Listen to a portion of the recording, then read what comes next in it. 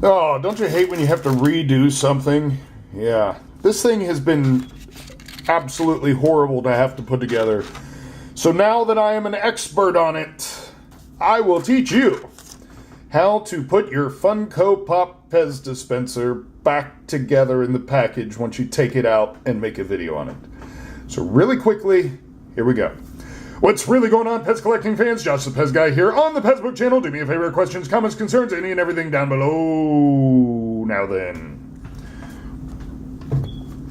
Alright. You have to make sure that you put the head at the head end and the feet at the feet end. Once you snap it into place, close it like so. Then you have to flip it over. This piece is very important here. This holds the candy in place.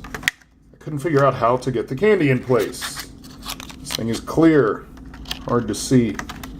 But when you review your video you make and you say, oh, what's that thing there? Alright, now it's not fitting into place. Do I have it upside down? I have it on the wrong side, that's why, okay.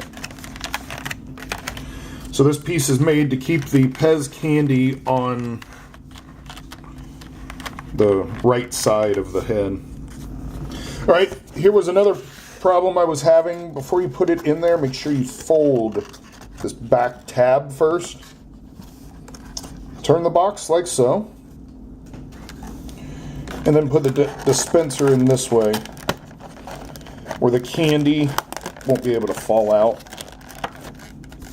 And you get hung up right here in these corners. So just be careful with it. A little time, a little attention, and then Josh tears it up. Oh, there we go. Okay. So I got them sliding in there.